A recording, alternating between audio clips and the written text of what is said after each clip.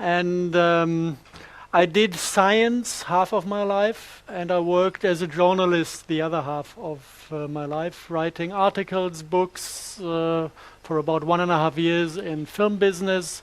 So I saw a little bit of the world and many, many different topics. So I'm a little bit trained in interconnecting and understanding more complicated fields of research. This is maybe my core quality.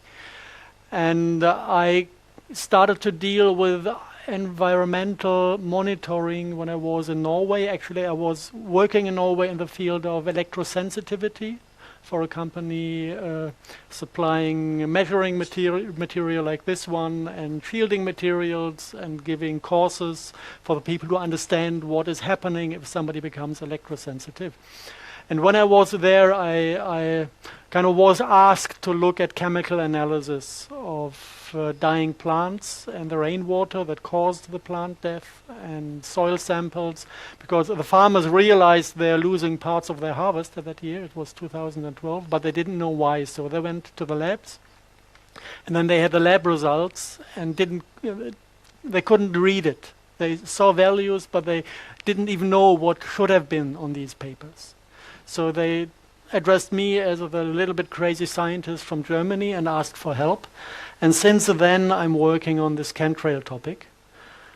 And I think we looked through it now. It took quite a while to understand the different, let's say, the different agendas behind it, because it is not a single agenda. It's not a single group that has interests and is doing something to get what they want.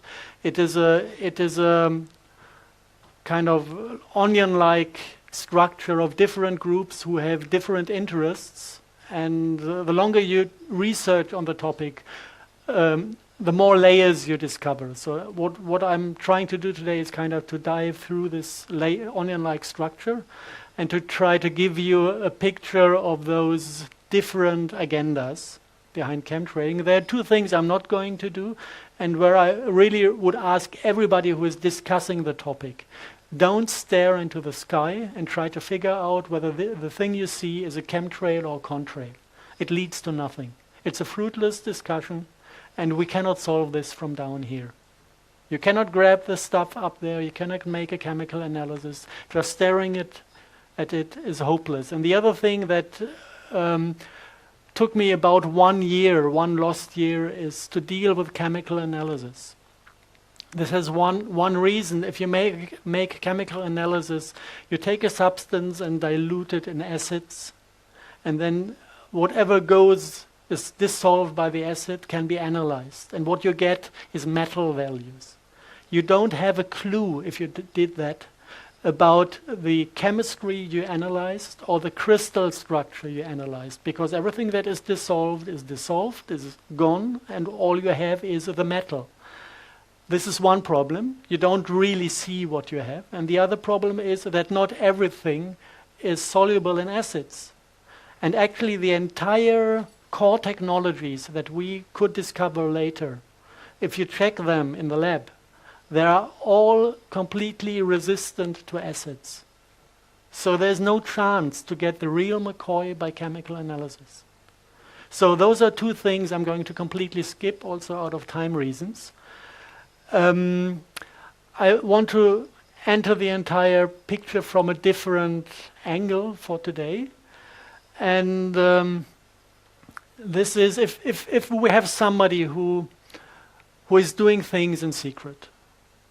It's not published in the newspapers, he will not talk about it in public. Then you have the other side of the game, that somebody is trying to figure out what is happening.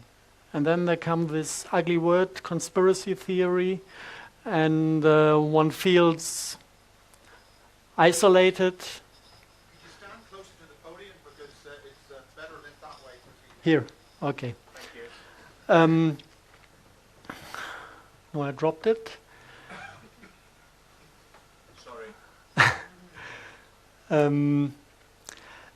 If you're confronted with this thing that you might be a conspiracy theorist, then this is something emotional. Nobody wants to stand outside society.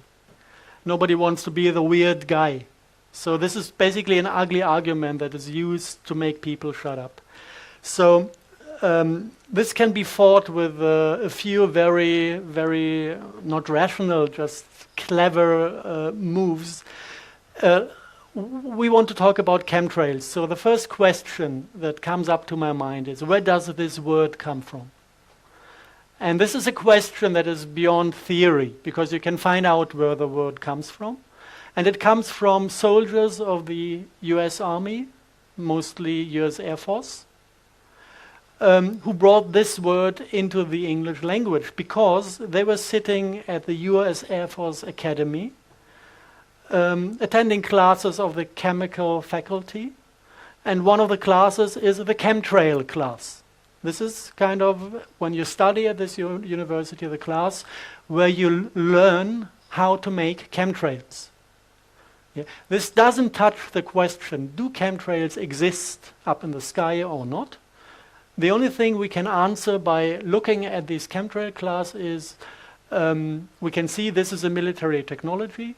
We don't know if it is applied or not, but we can study the technology because it's taught at the university. And this manuscript is a little bit hard to read. It's like 260 pages, roundabout that. And basically it's examination questionnaires. So there's not a single answer in it, but there are thousands of questions. And when you take this manuscript and answer all the questions from these examinations, then you gather the knowledge. And from this knowledge, like with a jigsaw puzzle, you can back engineer what chemtrailing is. And basically the topics they are dealing with is aluminum coating of plastic surfaces is a big issue. And the synthesis of nylon fibers especially. This is one part of this chemtrail class. And if you want to know what this is good for, there's one military application called spoofer sprays. These are aluminum-coated nylon fibers, and they use it to hide planes from radar detection. This is not a big secret. It is officially admitted by state authorities that at certain NATO maneuvers in the sky, they use these spoofer sprays to train to hide airplanes. So this is one part that is described in this manuscript. The other half is a little bit more difficult to read and to analyze. It very, very much looks like that they are talking about spray pyrolysis, which is the production of crystalline nanoparticles in a combustion process. This is something that is done in industry when you want to produce certain types of nanoparticles. It is a very cheap and very efficient way to produce nanoparticles. And there are two ways in industry and in this manuscript. One possibility is you take like metal salts that you can solute in water, and then you take this water and run it through a ultrasound nozzle that is kind of turning it into millions of very, very small droplets. And these droplets are brought into a flame. And then the water evaporates, and the salt content of the little droplet forms a small dust particle. And if the flame is hot enough, it will eventually melt and recrystallize. And depending on the temperature and on the droplet sizes, you can create crystalline particles, you can create amorphous particles. This is one possibility that is within the range of spray pyrolysis. The other possibility is not to use water, but to directly use combustible liquids like methane or whatever. I think methane is within the US military the first choice. And then you don't even need a secondary ultrasound nozzle. You can use the ultrasound nozzles that create the vapor that is burned within a jet engine. So this is basically the chemical and technical knowledge that is taught in the chemtrail class. So we get a first idea what this technology is about. We still don't know if it is used regularly, if it is used sometimes, if this is something that is meant for wartime and in peacetime, nobody even touches these technologies. We just learned something about the technology. Now, when you see how successful this way of looking at things is, you know, we answered many questions where other people were searching, talking, discussing years and years and came to no fruitful conclusions. There's something that is very, very intelligent.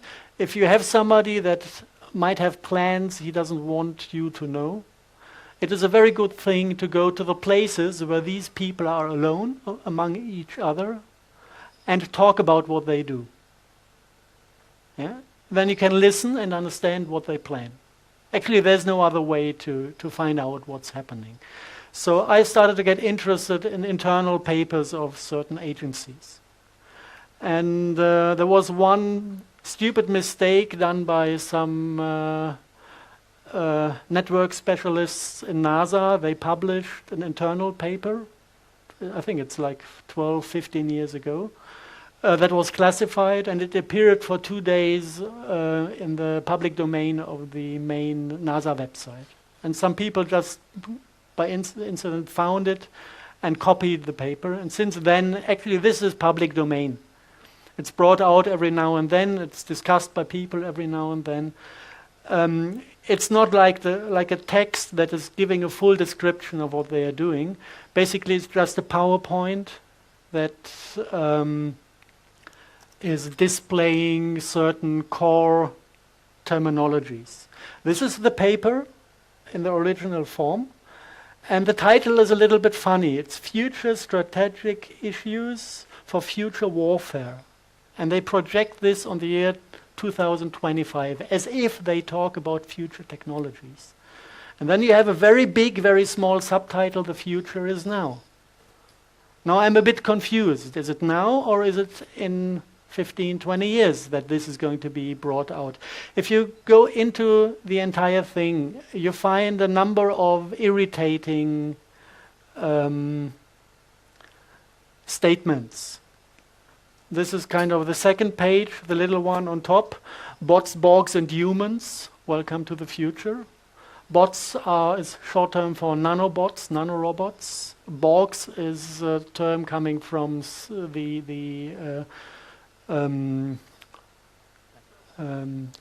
Wars. No, not Star Wars. The Star Trek filming. It's the species that is assimilating other species by turning them into half computer, half being. And humans, I guess they mean themselves, the one who are not affected by those games and rule the entire thing afterwards. And they just name a number of technologies that are going to be used in future wars. And they explicitly say the war of the future is not in between countries. They expect to have a world government. So the war happening on this planet is between the government and the normal people. And this completely different type of war will need completely different weapons. And then they list all those weapons. And there are certain things that are solved for them on nano level, on the level of nanoparticles, sensor swarms. If you have the nanoparticles in the air, it's a swarm. And it has smart dust. This is something we will find later in the details we found in the environment. Nanotags, things that are placed within the human body to give them opportunity to track you down every single second and read out what you think and what you feel. And something that is not explained in this paper, they call it co-opted insects, whatever this is. I just want to point out at this moment that this is in their paper, because we're going to find things that are going very much to remind us of these words. Other things in this paper that are worth mentioning, weapons that are apparently legal. Yeah, they are talking about weapons that are hidden somewhere in the civil domain. Everybody is dealing with them, everybody is using them, and one of them is the microwave. Microwave is used for mobile phones, it's used for smart meters, it's used for wireless LAN connections, and we're surrounded by microwaves, and they enter our body, and we think this is just a side effect of technical applications. But NASA classifies the microwave as a non-lethal weapon that is apparently legal. And they also name the effect of those weapons. It's behavioral performance decrements, sizes, gross alteration in brain function, 30 to 100% increase in brain flow, in blood flow in the brain, and also lethal effects that come over the time. So this is weapons brought out on mankind that NASA is openly talking about, just projecting it in the paper to the future. And we are falling for this. We think it's something clever to have a mobile on your head half of the day. What they also have, and this is something that refers to Kara's work, is explosive microdust that can be intelligently moved through the air to certain areas. You can up-concentrate it and form an explosive lens. And it can also go intentionally into human beings to kill them from inside. They say that it's clever enough, the system, to go into underground facilities with the explosive dust to access people who are hiding down there. So this is basically this NASA document that is giving kind of abstract picture what could be airborne in the future, or maybe, because the future is now, could be airborne already today. The next possibility to find out what is happening is to talk to whistleblowers. And there are not many whistleblowers around who really reveal essential facts. We have people like WikiLeaks, what's his name? Julian Assange. If you look who his lawyer is, it's the same lawyer that is serving the Rothschild family. And he's got massive attention by the state media. It was like building up a hero, you know. He's fucking 2 blonde Scandinavian girls. What a nice guy, you know. And then he's everybody's heroes, and then he's allowed to talk about certain things. And if you exactly look at the things he put into public, somehow it was serving the interests of the people in power. Now we have the other guy from the United States, the NASA guy, Snowden. What does he do? He's telling us that the intelligence community is listening to phone calls.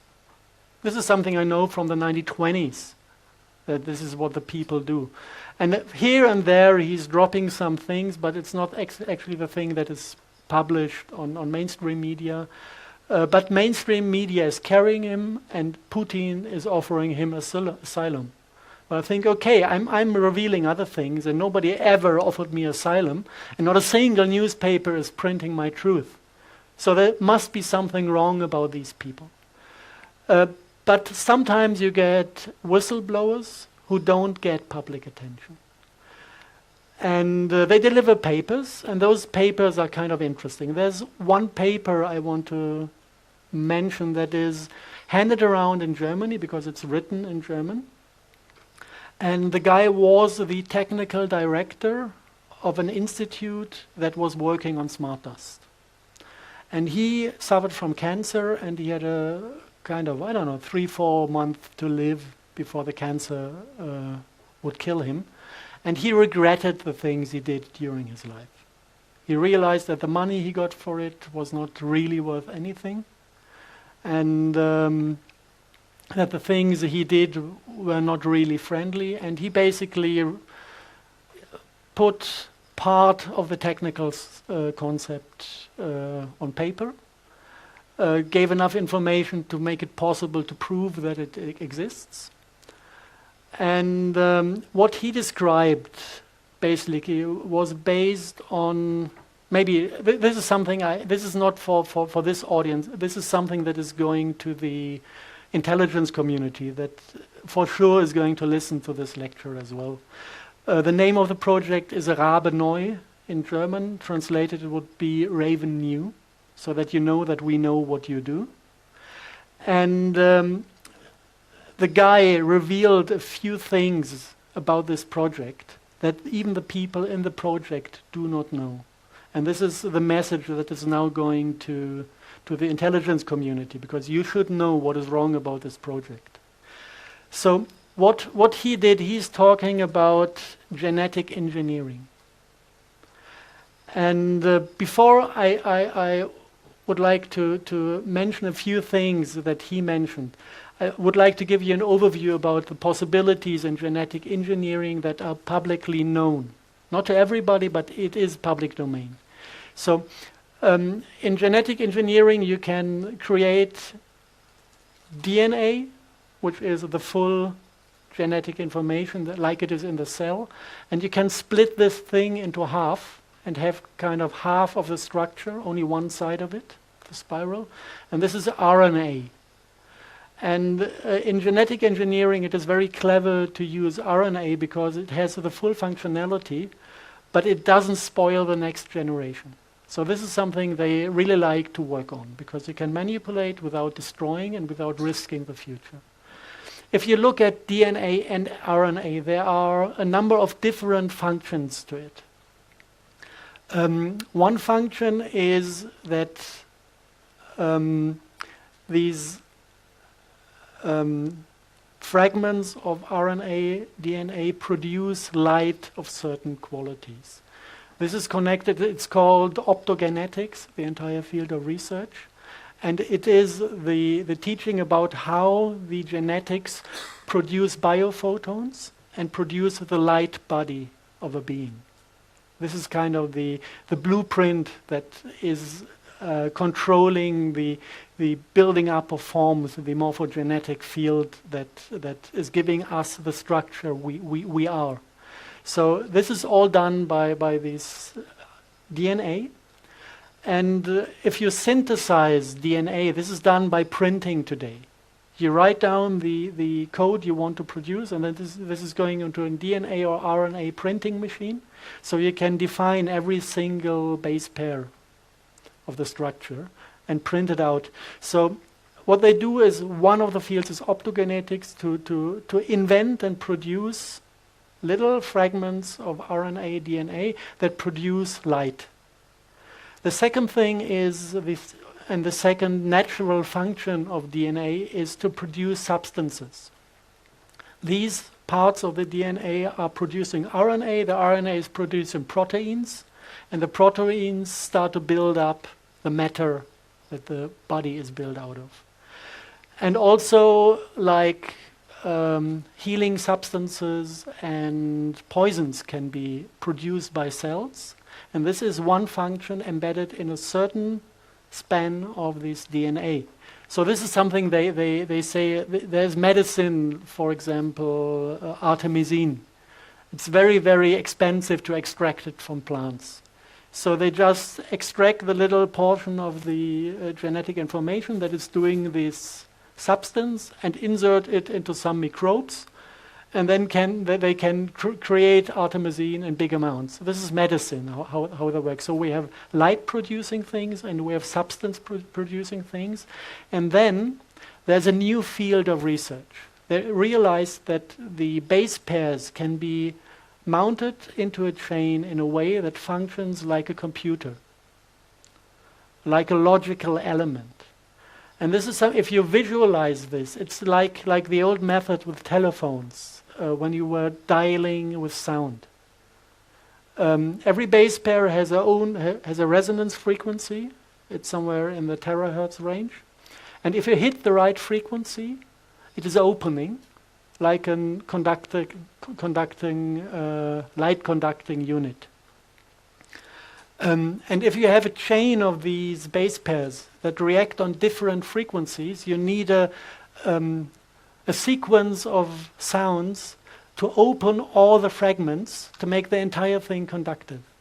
So it goes like do do do do do, and then the next part of the genetic thing is activated to either produce light or to produce poison. And this is something beautiful out of their view of the world, because if you bring this RNA or DNA into the human body, you can kind of take a radio signal and activate it from outside to produce any substance you want or to produce any light you want.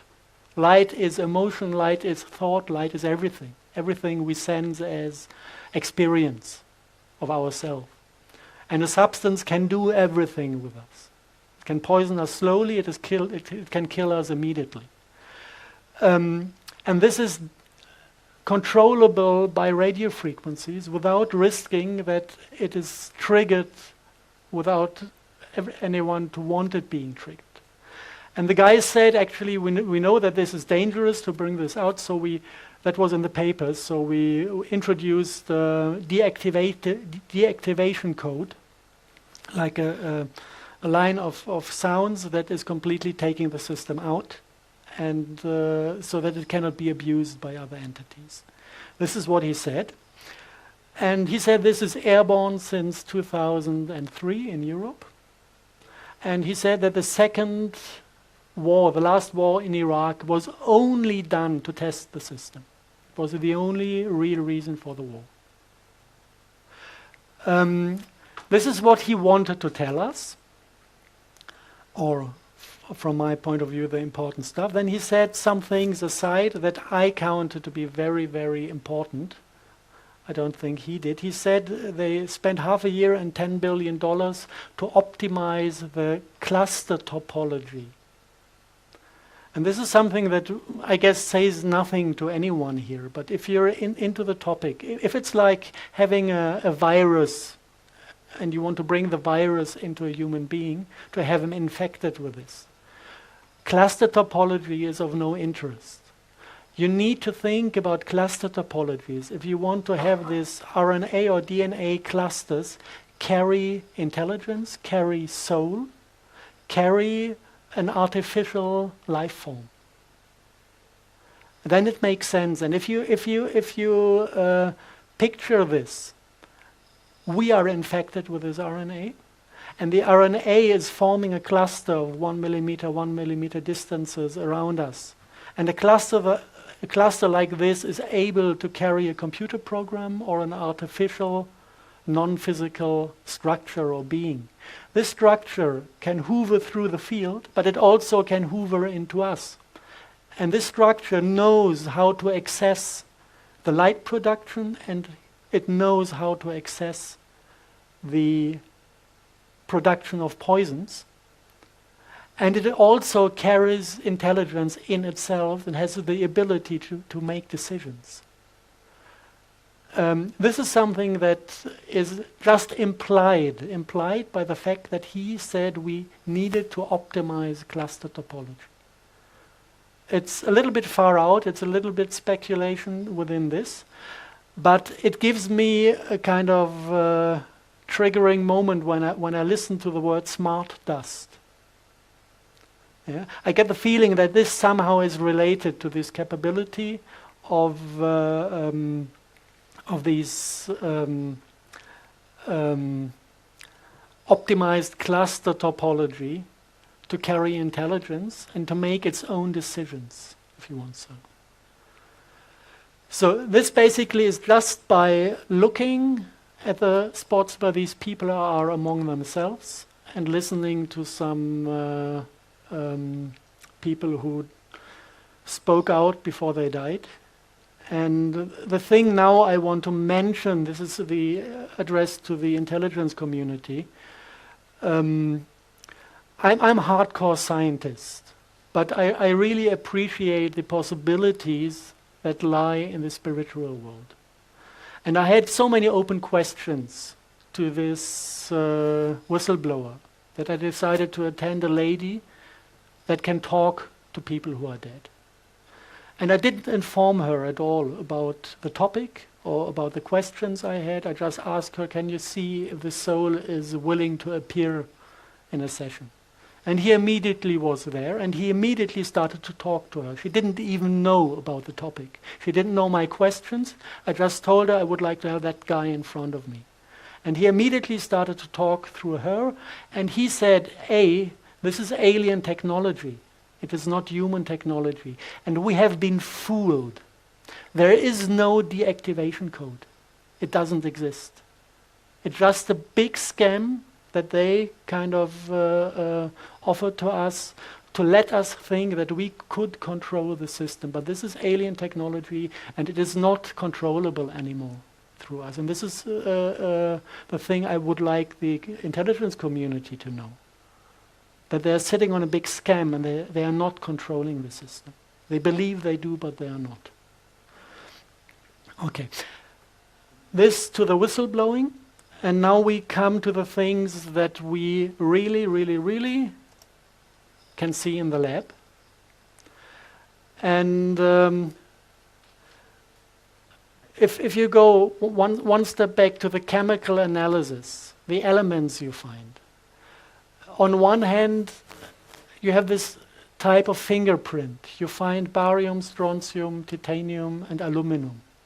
Wherever plants die, these are the metals that can be found in, let's say, a slight overdose, more than nature should have in it. If you now check toxicology, it's not even close to the amount of heavy metals nature can take without suffering. If you look back at acid rain times, 1,000 times more heavy metals were soluted within the soil, entering the plant system. If you look back at industrial revolution, where we didn't have filters, burning coal like hell. You know, the times when London was buried under heavy smoke. We had much more, 1,000 times more heavy metals in the system than today. And nothing serious happened. So at that point, we had to start looking at optical analysis, microscope analysis of particles that we found in the rain, which is difficult because you need to take thousands of photos and samples to be lucky to have one sample that is giving you a pure fraction of one component. If you have the entire mixture, you see nothing. And so the things I'm going to show now basically are based on the work of a guy in Germany who spent 3 years, 4 years, 5 years, 6 hours a day in front of a microscope to find out what is in the rain. And one component is a piezoelectric nanocrystal. This is kind of a pure sample of the thing. You can see it has some kind of magnetism that makes the little particles join each other like magnets, which is one aspect of this piezoelectric properties. And the most amazing thing, if you look it up, piezoelectric properties could be expected with barium, strontium, titanate, which is kind of the fingerprint, barium, titanium, strontium that we are looking for. There's no aluminum in it, but 3 of the elements are contained in this piezoelectric crystal, and we can see that this is a extreme interesting crystal because this is now a raindrop dried on a piece of glass, put under the microscope, and when you remove the top layer and then come with your finger close to the drop or just breathe on top of it, you will see certain effects appearing, and I'm going to show this to you.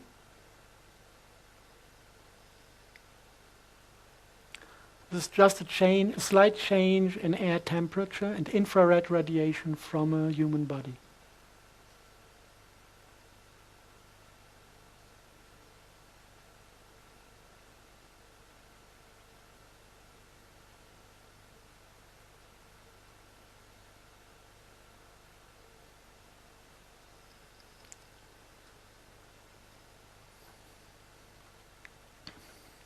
So we have highly transparent nanoparticles. They have a refraction that is 4 times higher than the one of diamonds. That if you look it up on Wikipedia, you can read there that they are valid for scalar applications, that they can be used in applications utilizing time reverse field structures. It is a set of physics that is not in the public domain. It's scalar physics.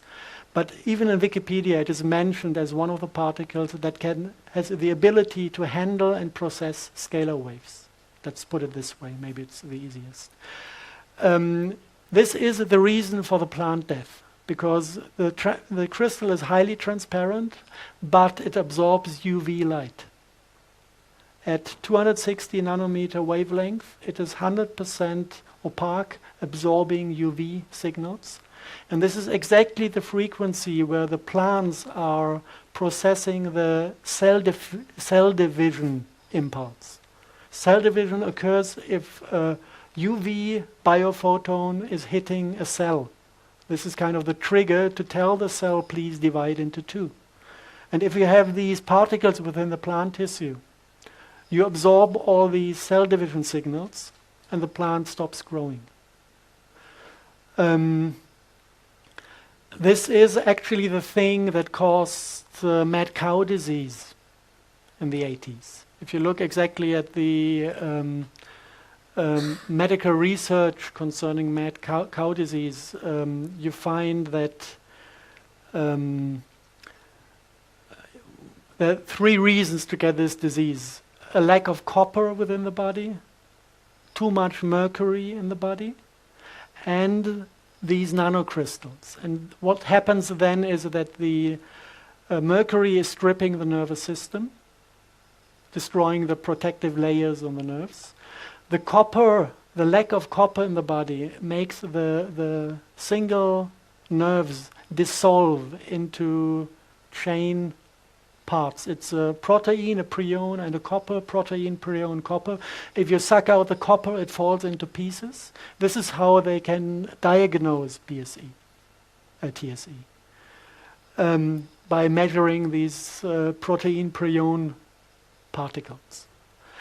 And then something very interesting happens. These protein prion things try to rebuild the nervous system. It is a self-healing process of the body. But if you don't have copper, you cannot rebuild the nervous system. So the body is taking the next heavy metals it can access, and this is barium and strontium. So it starts building a nervous system that is based on protein prion barium. And this is kind of an antenna for electromagnetic fields. So you are rebuilding a nervous system that is sensitive on electromagnetic fields.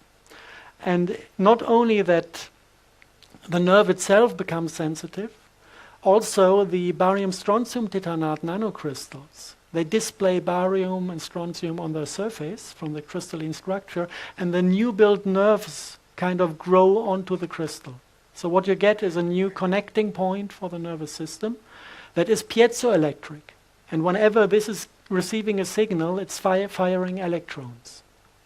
So you have a direct access to the nervous system of the human being. This is one nanobot that you can find in the literature. Nobody knows that it is 100% identical with TSE, with the mad cow disease, and with the Creutzfeldt-Jakob disease. So this particle. It's you can see if you look into the military domain, they use it for radar range enhancement, for turning the sky into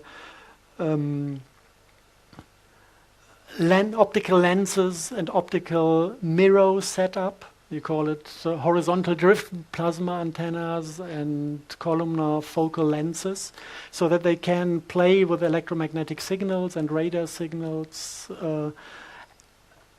by turning the entire air, the particulate plasma they bring out, into a controllable technical unit to direct and redirect all sorts of signals.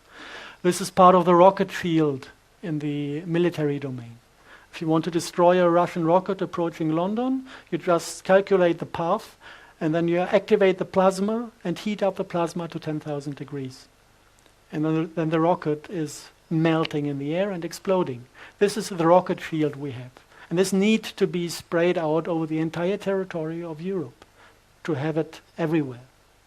So this is the military domain, but as you see, some of the aspects of this particulate plasma are connected to diseases and to attempts to get access to the nervous system of humans.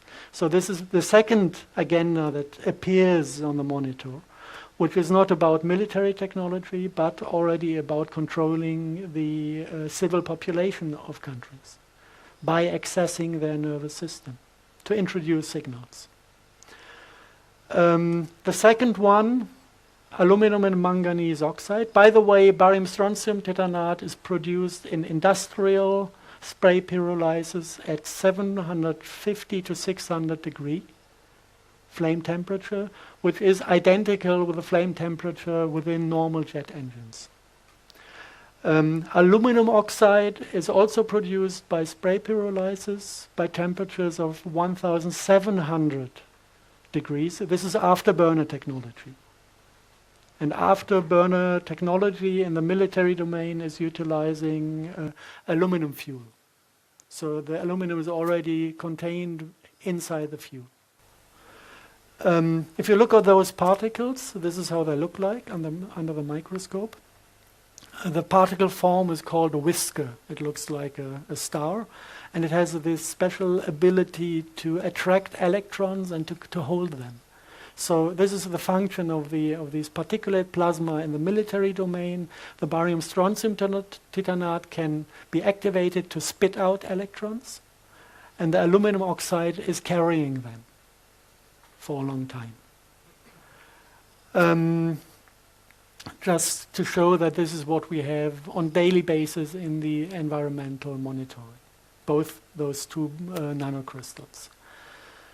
This is also connected to a medical problem, especially if it is the low temperature form. Then you don't use aluminum, you use manganese, create manganese oxide.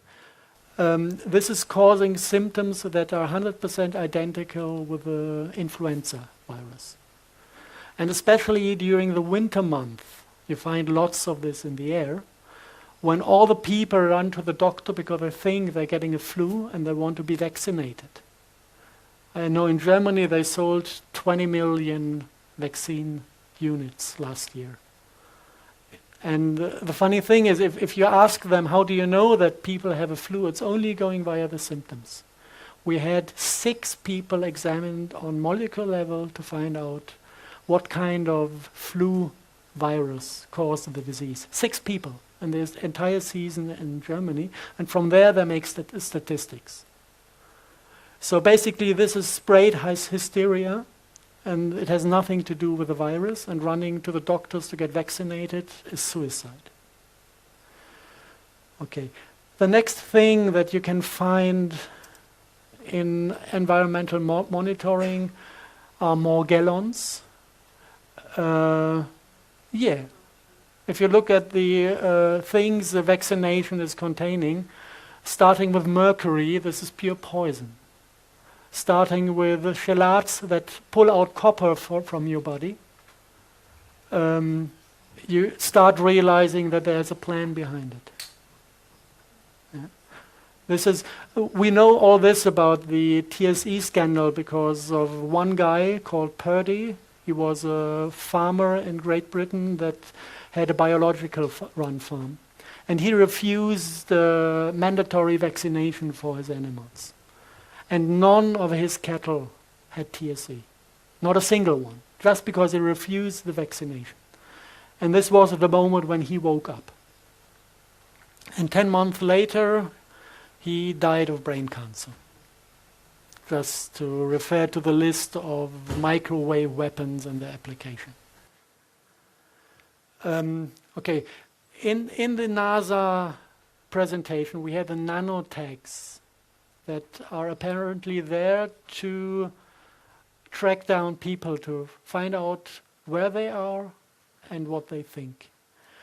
Um, the first public, nice, detailed public description was in the book of Caras and Louis Farelli, The Sun Thief, where she says that there are hollow fibers sprayed, self-replicating hollow fibers that are there to kind of read out the light fingerprint of your DNA, transform it into an electromagnetic radio signal that is detectable via satellite and ground stations. This is what she found out by analyzing information dealt with the chemtrail communities in the United States.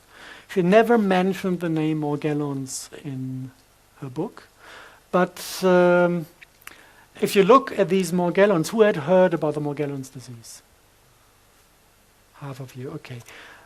Let's just have a look at them. Nice creatures. This is a German tomato that got some German rain on top of itself.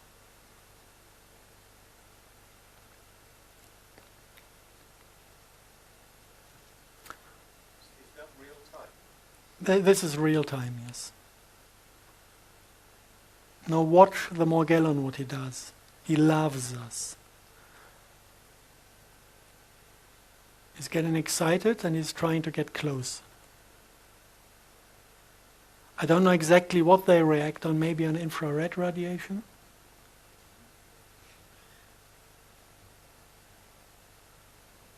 So these are basically, it's mycelium of a certain type of fungus. And this fungus is, first, if you want to look at it, it's airborne. It's not a single fiber here and there. It is glowing under UV light. So if you take a UV lamp at night, you can see those fibers airborne. And there are billions of them. Not every night, but every now and then. You can see them fly around. And these fibers, this fungus, is infecting the human body. And with 95% or 99% of the people, nothing special happens. They're just embedded somewhere, and your biology is keeping the fungus population low in your body. They just function as a plasmonic antenna to send out a signal, but you don't get sick from it. You don't get ill. No visible symptoms. So we would guess 100% of the population in Europe is infected. It's not a big deal. It's not dangerous, as long as the body can handle these things. Some of the people cannot handle it. And then the mycelium is starting to grow within the body and starting to multiply. And at a certain point, they are extracted via the skin. And you can see that they have this ability to collect colors. You have blue Morgellons and you have red Morgellons. And nobody knows where these colors come from because they are of technical origin. It's not a natural substance. So you can see them when the skin is opening. You can see them under the microscope if you make a blood analysis. You can see that the blood is infected. And you can let them grow artificially in a petri dish. And if you look at them, you see they're a little bit more complex than a simple fungus. They have kind of organs inside. They have little red stem cells of an unknown species that are self-replicating as well. And apparently they produce other structure. This looks like a sporing body. It's like the unit where the mycelium at a certain point is forming a mushroom, a fruiting body. And then from the fruiting body you would expect the spores for the next generation, if this is a mushroom, if this is a fungus. So this seems to be the containment for the spores, because if you put this into the petri dish, you can see the next generation growing.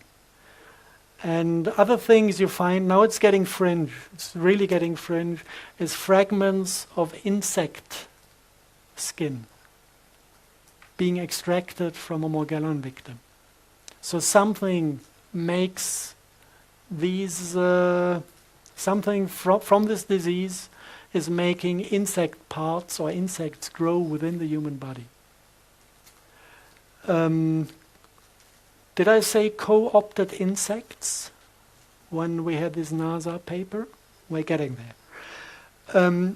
To understand what this is all about, at first sight this is a disease that should be cured. We worked on finding a remedy to cure Morgellons disease. It's easy. You don't even need to fight the Morgellons, you just need to re-establish a healthy environment within the human body. Take out the acids, take out the heavy metals, cure the function of the liver that is irritated by mercury and that is irritated by a disturbed candida environment. This is due to antibiotics. So this goes, in the medical domain, this goes back to vaccinations, to antibiotics, which is completely disturbing our system. And at the end of the line, the Morgellon is kind of trying to save us from all the poisons that are within us. Save us from the acids, save us from the heavy metals by containing them. This is why the body allows them to grow. So this is actually not a disease that is infecting us with bad intentions.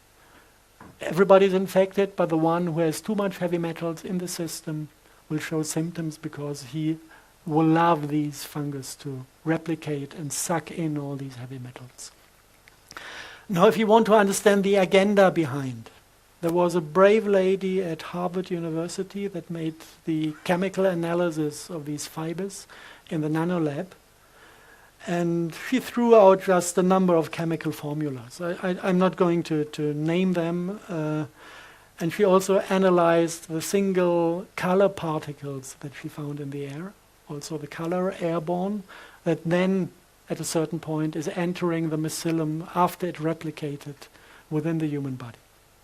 Yeah, so this is coming to the concept of self-assembling nanobots. Self-assembly means you spray the fiber, it is replicating, you spray the color, and within the human body, the color and the fiber is mounting to a working unit. This is what you call self-assembling nanobot. If you just take the chemical formulas of these colors and put them into Google, something really, really funny happened. I found that in Berlin, there's a American company that has a kind of daughter in Berlin, and they are holding all the patents, world patents for these colors. And if you look at their website, they're very proud of themselves, serving the medical community with these quantum dot liquids, with these quantum dot colors, and with other lab equipment for mainly transhumanistic research. And if you look into they have a long list of publications of people who bought their stuff and used it in the lab. And whenever a publication was coming out of these labs, they just listed the publication on their home website to just to advertise their own products, basically. And if you look at this, you can find all the things connected to the Morgellons disease. You find like large area self-assembled plasmonic photonic crystals. If you go into this publication, you find these hexagonal forms.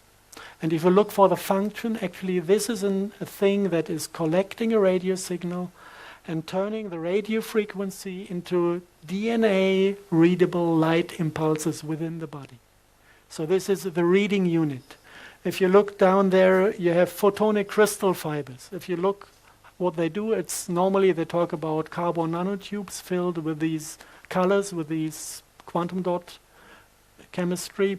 And the function is to collect light processed by the DNA and turn it into a readable signal. Exactly what Cara St. Louis described in her novel. And if you put the two together, this goes beyond the novel. You get a read-write unit. I can take one person, make him angry, read out his anger, digitize it, put it on an antenna, and address 100 people that are not angry. And if they have this biology within their system, they will feel exactly the same experience of anger that I read out from the single person. So what do I need? Do I need an Arabic Spring? Easy. Just introduce some anger to the system. Yeah, so this is basically the possibilities that lie within a read-write unit, like a tape recorder. Record the human experience, the overall human experience of a human, and you can tell by the colors what this includes. Blue is the light that we process for thinking, and red is the light we process for sexuality. So they control our egos, they control our minds, and they control our sexuality. And if anyone has doubts if this is really online, the system, there's another Morgellon victim in the United States. She just calls herself Jan. And she had one of these hexagonal photonic plasmonic crystals coming out of her skin here. And she put it under the microscope and caught it while working. So this was the first view on the particulate. It's not perfectly shaped in the hexagonal form, but you can see at least the angles at certain points. And this thing is controlled by microwave.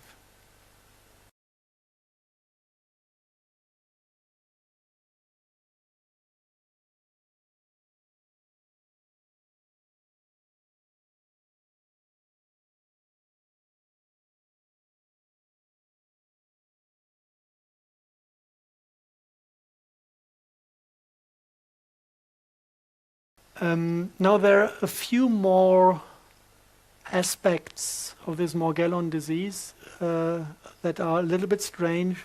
Morgellon victims have this sensation of insects crawling through their body. It's sometimes the disease is called delusional parasitosis. And the doctors say this is pure madness, and normally what they give is psychopharmaca. I guess to get the people quiet. But this is an experience all of them share. And one thing that is irritating me, you have these little red stem cells. And if you look at the family of the Morgellon fungus, he's a close relative to certain myco-insecticides.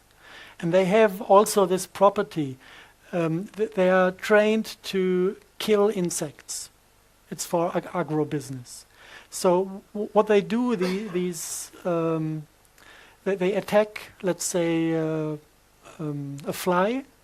They eat the fly from inside, and then they assimilate the DNA of the fly and form the fruiting body in form of the fly, and make the eyes of the fly, or the artificial fly, of the pseudomorphic fly, glow with exactly this type of artificial light created by a fungus. And this is attracting other flies to get infected with this fungus. So this is something this family loves to do. Now, I would expect this family, if it attacks humans, to extract human DNA and to form fruiting bodies in the form of a human embryo, because this is within the biology of this fungus family. But it is bringing in red stem cells. And the morphogenesis of the fruiting body is pretty close to a human embryo. But there are certain differences and there are certain properties of this form that are not human. And especially one thing is these embryo-shaped things. They don't have legs, but they end like this at the end, more like a, let's say like an insect, and they have only one eye in the middle of the head. And this eye is insect type, and this eye is glowing, and on top of the eye, on these insect-shaped things, you have these hexagonal structures that carry the spores. And so the question is, what type of species is carried by the morphogenesis of these pseudomorphic mushrooms, because it is not human. And the question is there a connection between the species and the thing that the Morgellon victims experience within themselves as crawling insects? And we were really lucky. We had the opportunity to work with one Morgellon victim that had remote viewing capacities and had the ability to visualize those creatures within his body. And luckily he was quite talented in painting. So I asked him to give me a few sketches. So he started to paint and he got better and better. And the last picture I got from him looked like this. So we have the spider form, but we have a quite highly developed face and a quite highly developed character. And he draw the eye in the middle, the one that is showing up in the morphogenesis of the mushroom, the pseudomorphic. If you look at these mushrooms, they are extracted from the lower intestines in a 28-day cycle. You have male and female forms, and you can find sexual organs that are male and female, and these sexual organs are spider-like. I think it's called bulbous, the kind of a bag containing the sperm of the spider. This is what you find within these mushrooms, but it doesn't look like mushroom from the cell structure. It looks like the step to the next generation is not fungus anymore. It's going in steps to a real spider generation. The second thing these spiders do when the fruiting bodies are extracted through the lower intestines, some of the patients have the feeling of having energy extracted from the forehead, pulsed streams of energy flowing into the lower intestines, and it feels like whatever is born down there is stealing light, is stealing energy from the human system to accumulate as much as possible of it. And this all mounts up from my background. I've been dealing with physics a lot, and I'm familiar with higher dimensional physics. I'm familiar with the theory of Matipitcairn and multi-layered space-time sheets. And for me, it's quite easy to think in higher dimensional rooms. Who is not into physics might go into the spiritual realm when we say that mankind is about to ascend into higher realms, and we have this Vedic concept of 7 hells and 7 heavens. This is all identical with the multi-layered space-time sheets of Matipitcairn. So for me, it is quite easy to imagine higher dimensional biology, transdimensional beings. And what I observe out of this point of view when I look at Morgellon disease, it looks like a higher dimensional being abusing humans to reproduce his own species. And before these pseudomorphic fruiting bodies leave the body, they extract enough biophotons from the forehead to ascend to a parallel dimension. And from then on, they're invisible. But they're still within the body. And this now is pure science. This is what we found in the lab. This is what can be explained with higher dimensional theories. But it also refers to mythology. If you have an invisible creature crawling through your body, trying to access your energetic system, this is very close to what one might call a demon or an archon. And if you look at the descriptions of these archons from 2,500 years ago, the description of the biology is identical with what these Morgellon victim was painting. They're described as spiders with human faces. And there are exactly 2 different species that are close relatives but different.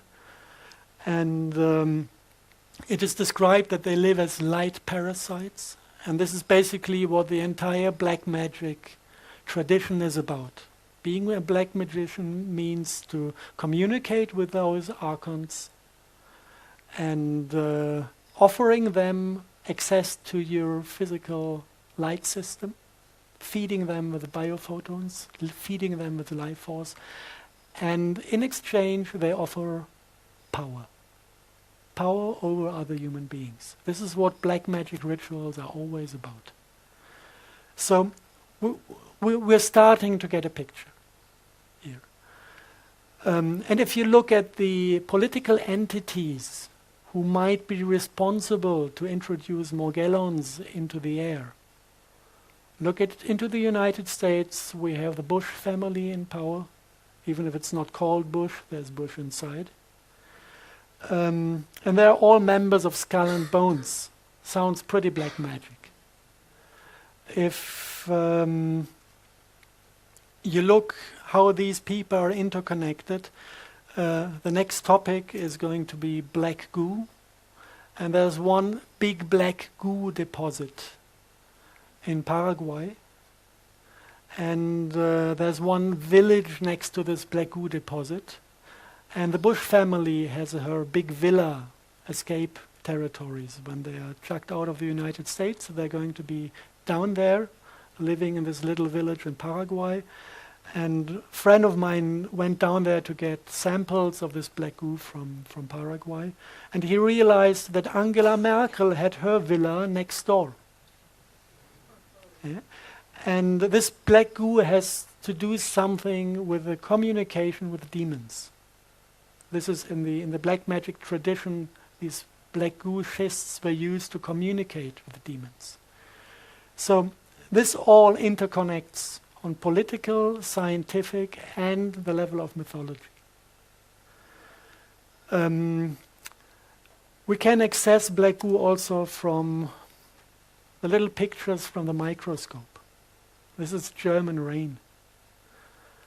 And if you want to know what this liquid does, you can have a look at it in the lab. When you have bigger amounts of it, it looks like this.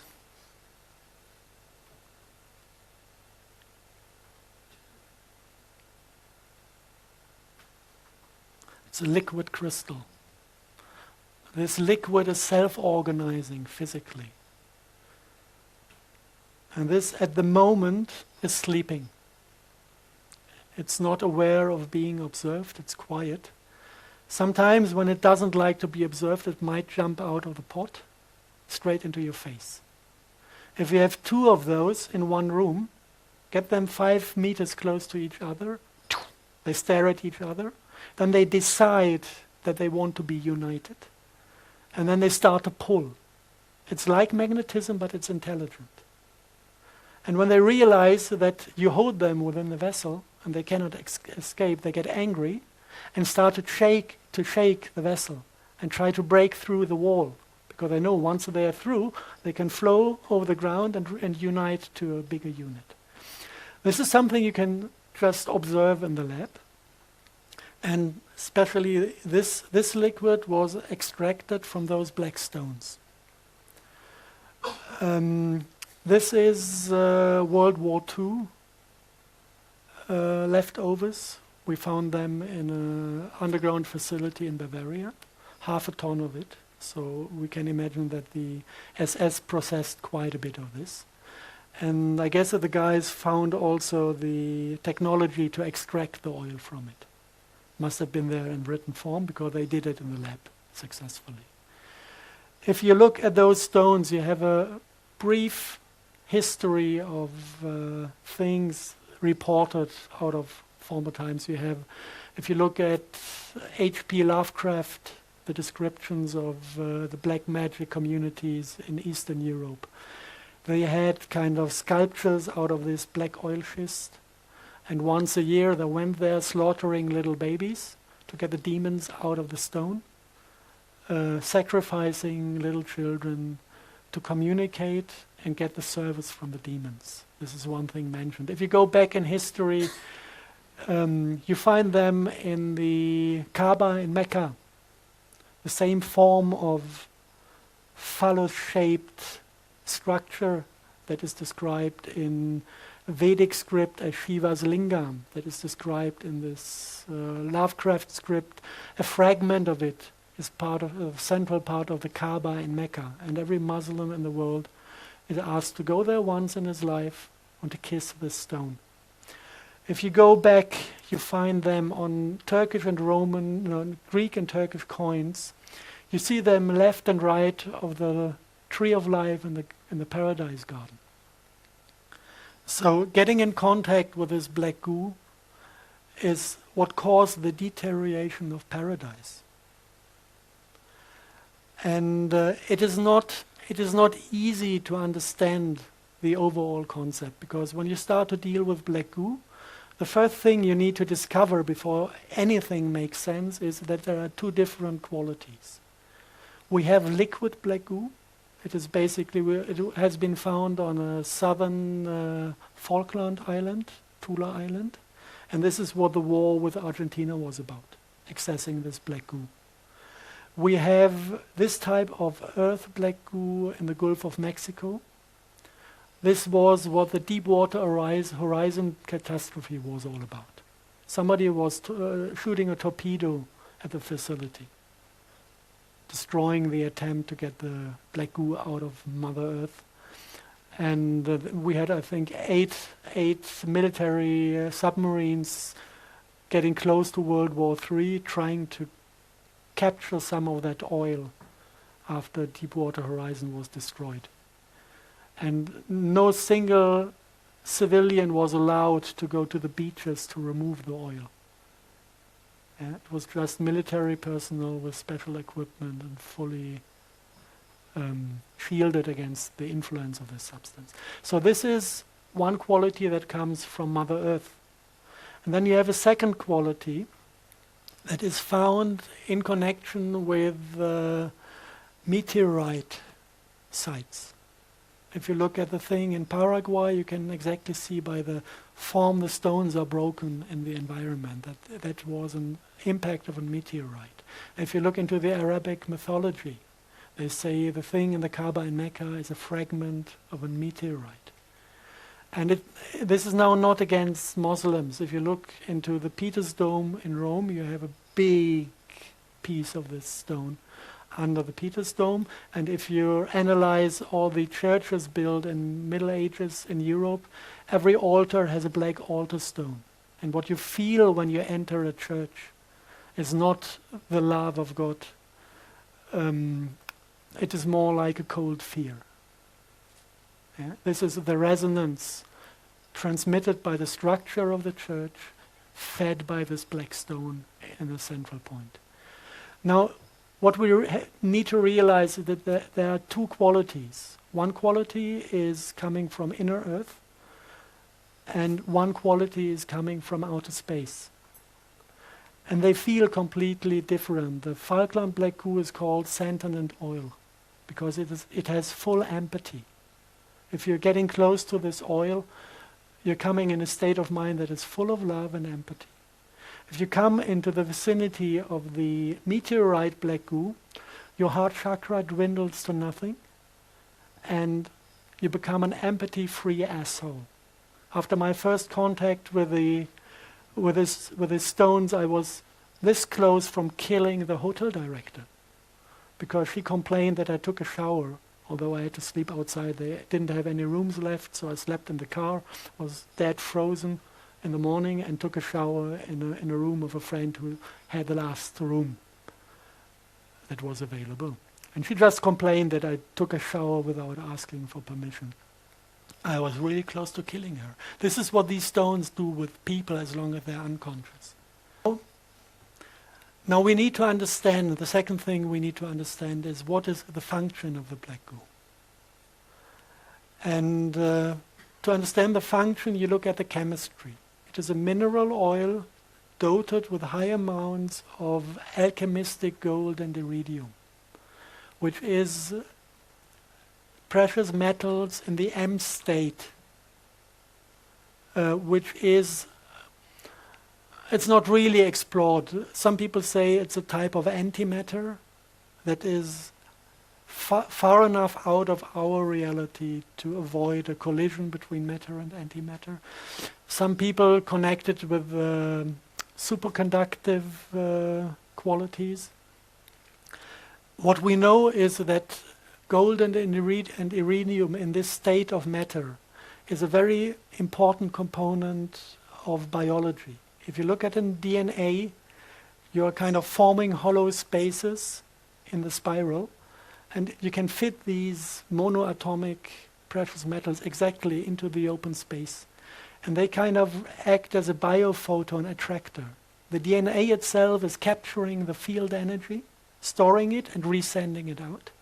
But the gold and the iridium are attracting the photon onto the spot. So this is basically why we get old. The body is capable of producing M-state matter until we are 18 years old, and then we are losing it. And when the matter is gone, the M-state matter is gone out of our system, we disconnect from the morphic field, and we lose our shape and get old. This is why the Egyptian priests fed themselves with these M-state matter, and it's reported that they managed to get 800 years old, because this function was out of work.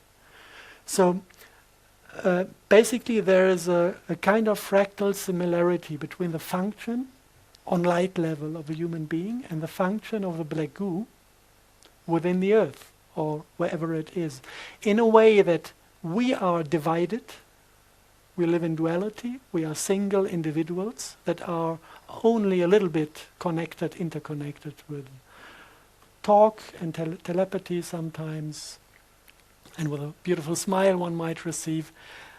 And we are kind of coming and going in generations. But the way we are processing light is actually the same as the black goo is processing light, creating this funny type of quantum magnetism. This is a light effect. So I came to the, let's call it a theory because I cannot prove it, that basically life is first created within a planet when water and CO2 is forming this type of black goo oil in transmutation processes. We had this process in the lab. We can replicate it. This is why I'm pretty sure with this part, that this is initially formed out of water and carbon dioxide by vortical motions, because we can do it in the lab. And then this type of black goo at a certain point is exiting the Earth, coming into the oceans. This is what you call a black smoker on the ground of the ocean. And this is where the geologists say there was the place where the first life was formed. Because of the repetitive light patterns start to modify with this oil. And the first simple life forms can be built that develop generations and individuals. Like a mass of oil can divide into 2 drops. This is a process of individualization. But the thing is that the light process is happening on a scalar level. So it doesn't distance does not matter. We can penetrate matter without interacting. So what this created, this is my theory, is that basically the entire biology on top, in the biosphere, on top of the planet, is interconnected with the black goo of the planet in a kind of mirror function.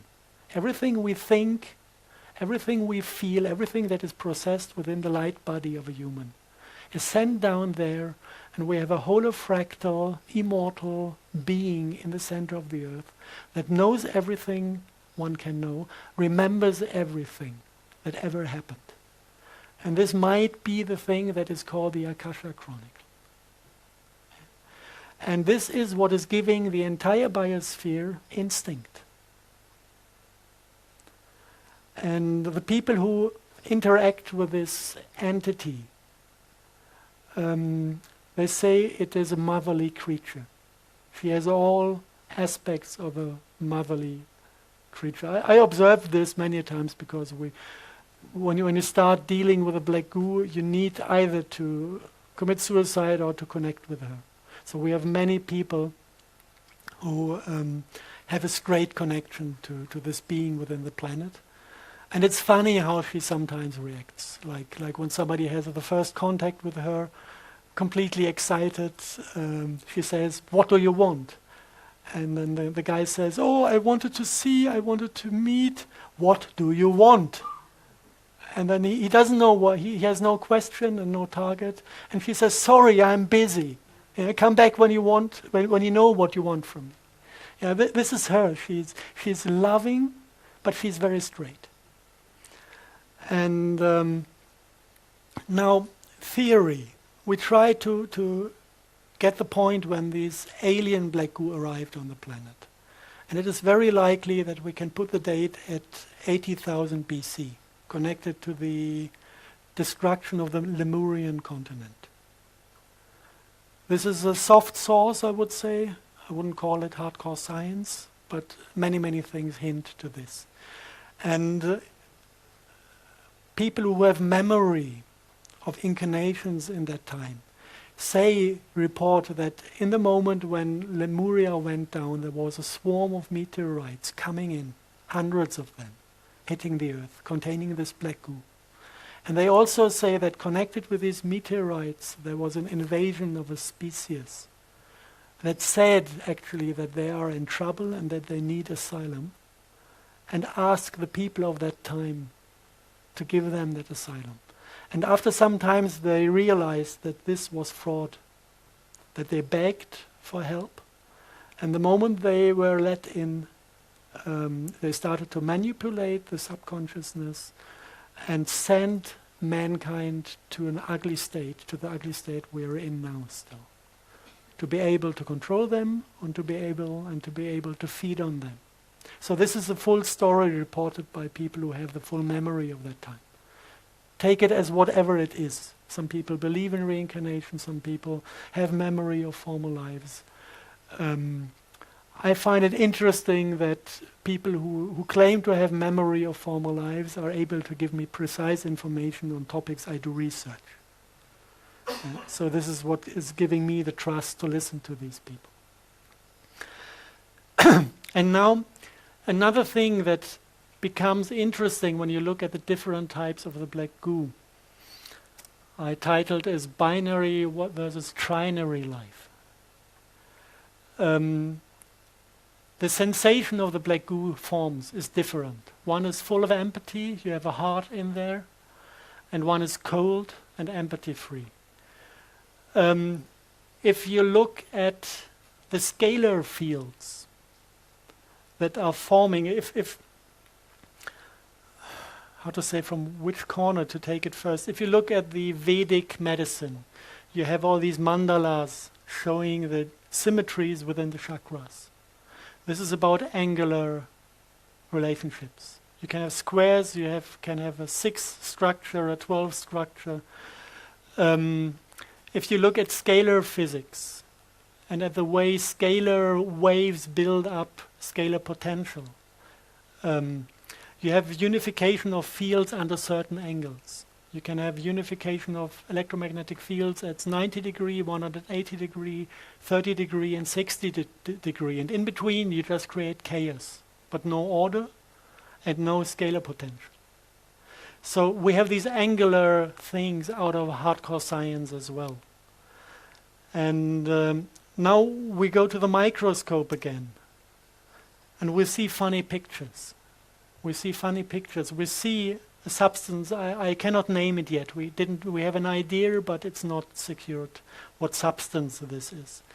But if you look at it, what it does, we see a Morgellon fiber, and we see nanoparticles of this special type. And when you come with your finger close to the Morgellon fiber, all the bioenergy emitted by your finger is reconverted into a rectangular shape.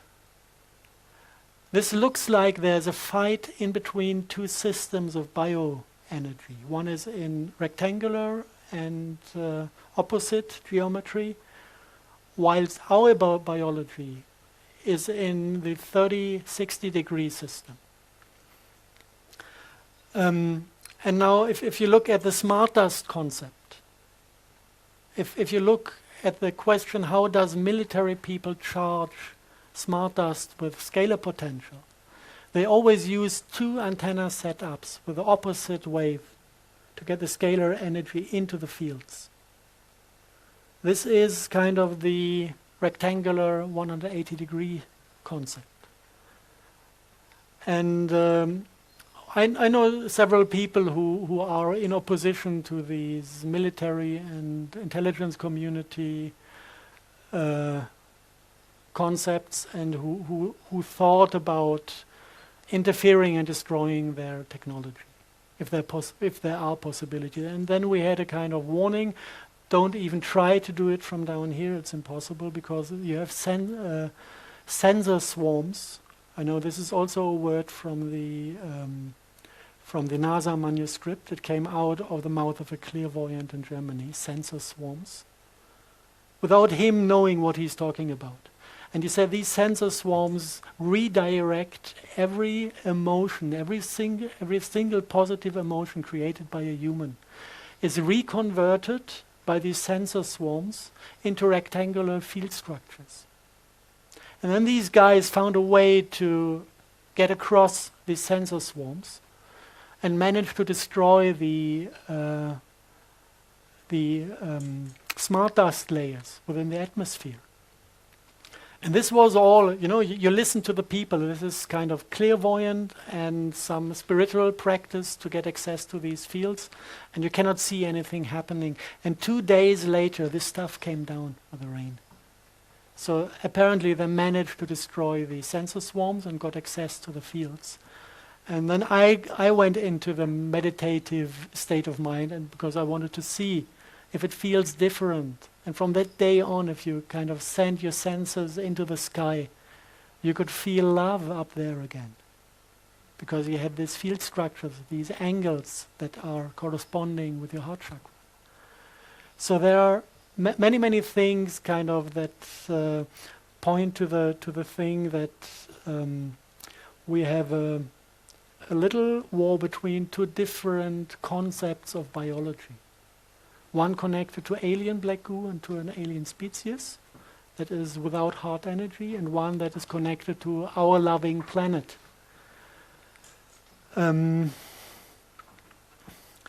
So I will try now to get the big picture of this smart dust concept. Also with displaying the different agendas behind. If you want to have something working, it is cybernetics. If you want to have something working, you need a source and a sink, like with a battery. You need a plus and a minus, and then you get action. So in this field in the sky, you need a source, and this is basically the HARP technology. This is what is emitting the big amounts of microwave energy into the skies. And you have different antenna systems that operate on different frequencies. I know the things called weather radar.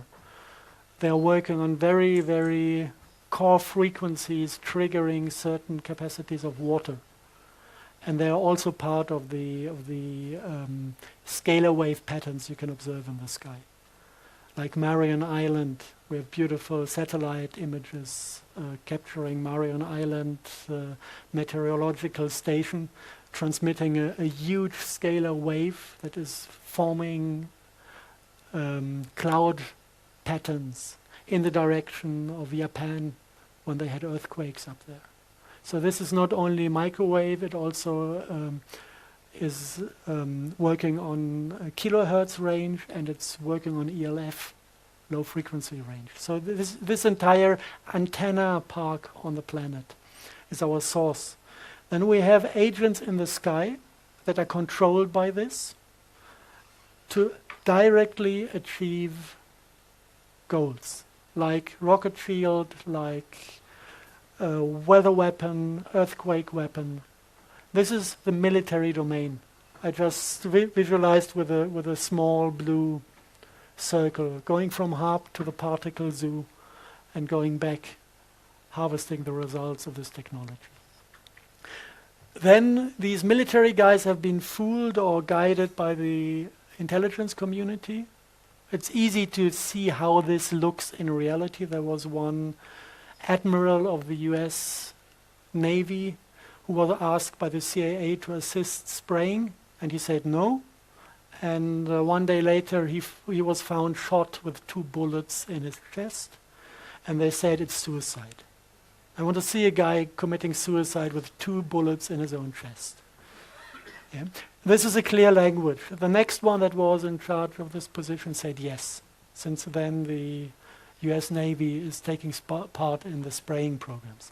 So this is the second agenda behind is intelligence community. And this is a little bit more complicated. In this agenda, you take the energy, and it is kind of collected by the piezoelectric crystals also within the body.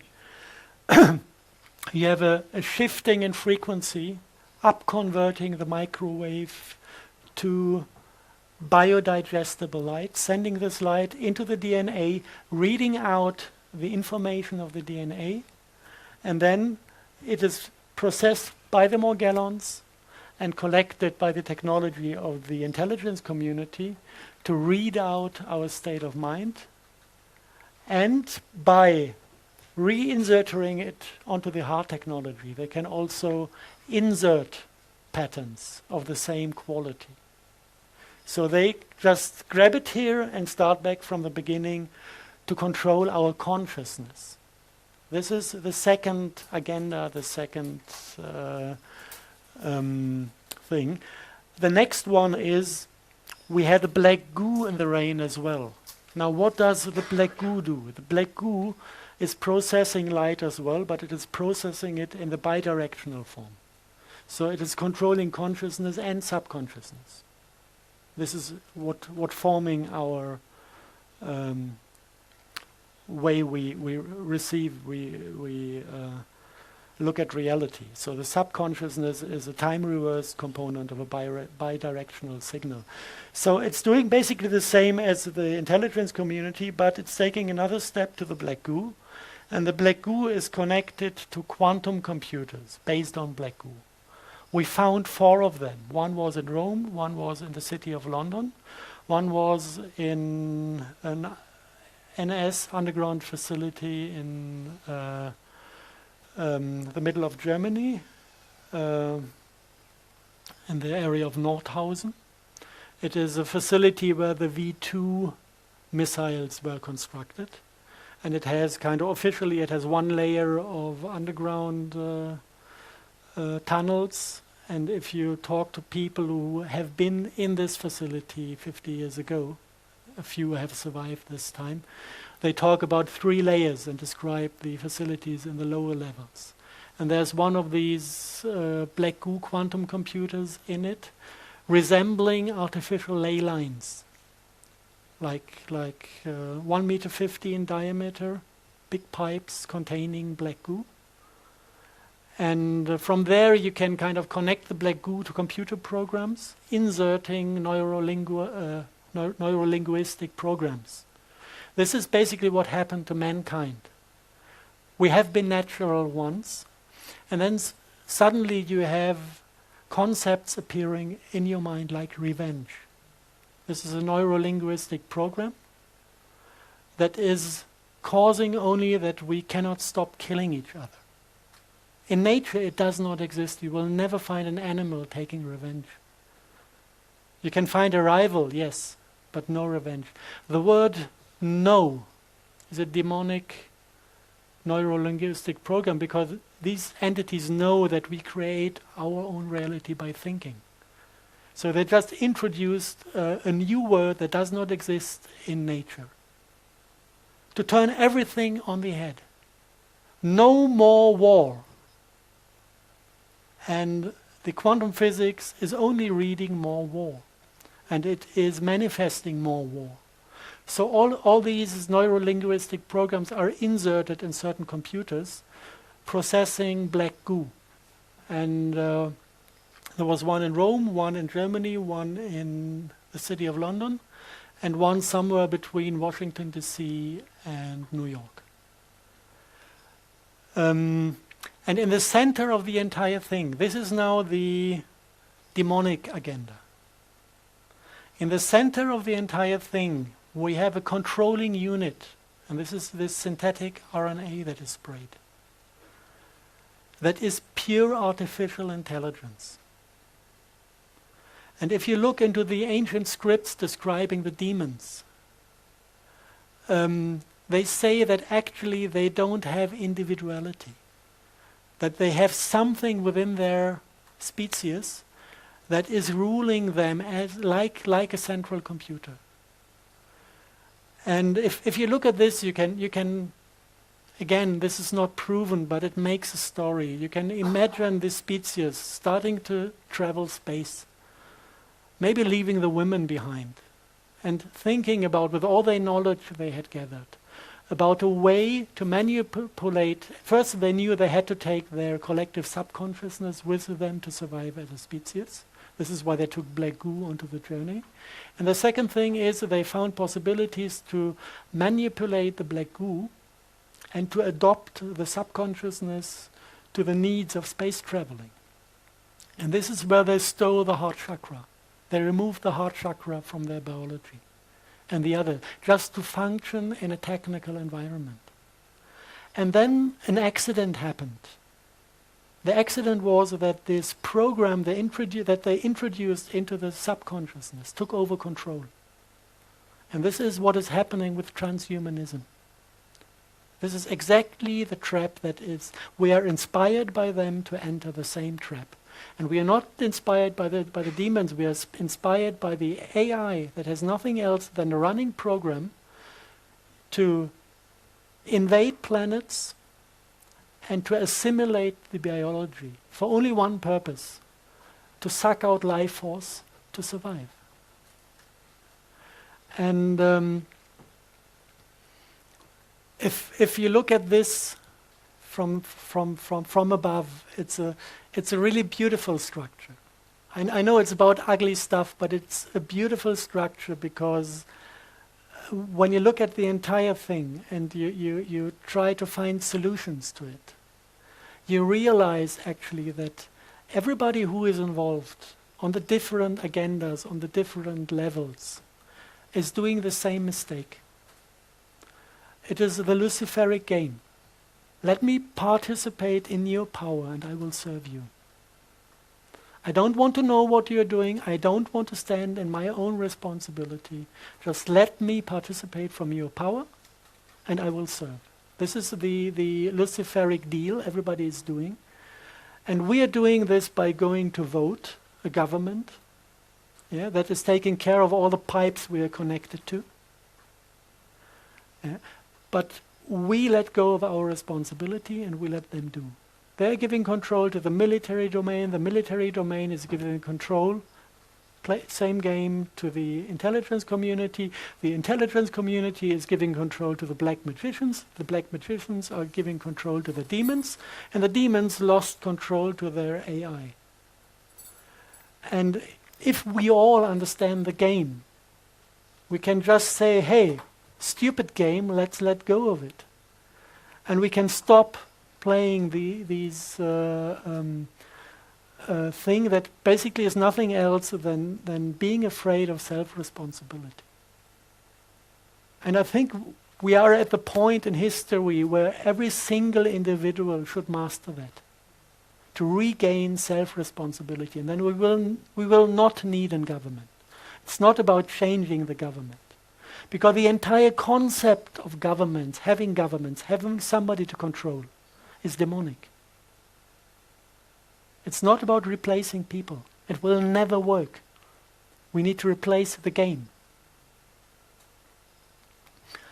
And at the end, the only one I'm harming when I do this is the AI. And I don't need to take care of her because she's not a being.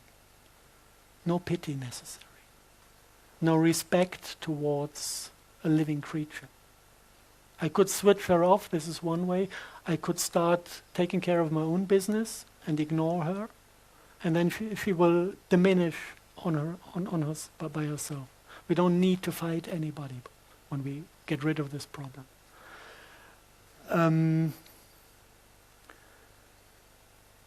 Yeah, that's basically it.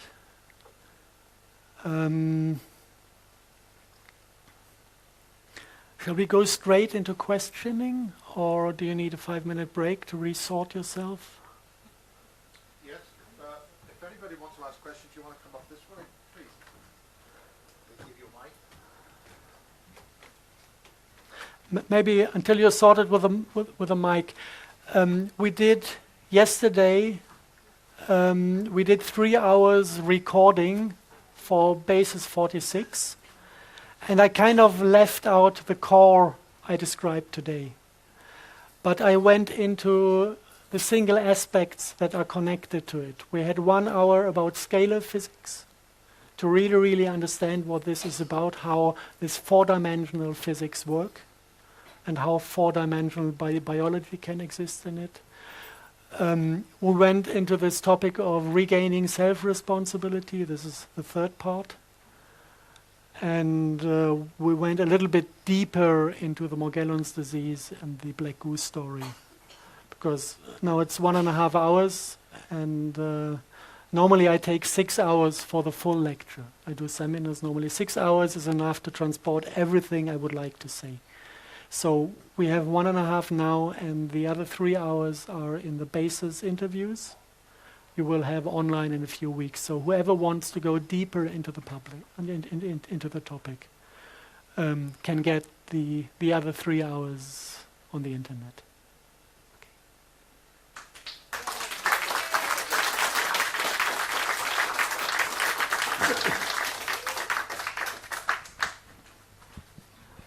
Why are they afraid of the sun?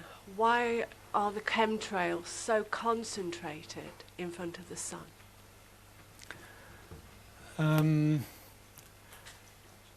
This is something we can observe. Actually, it is the only thing we can observe from ground level. In the evening time, if you look at the sun, it's always hidden behind stripes. And if you look at the opposite side of the sky, it's completely clear and you can see the stars. But this is not out of the reason that they spray in front of the sun. It is out of the reason that the particles photoionize. As long as they have sunlight, they automatically spit electrons, get charged, and attract vapor from the surrounding air, and make clouds, or stripes, or whatever. And the moment the sun is gone on the night side of the evening sky, they lose charge, and the humidity goes back into vapor, and then you have a clear sky. So it's not that they spray only. The spraying, the particle plasma is everywhere at the same time. Right.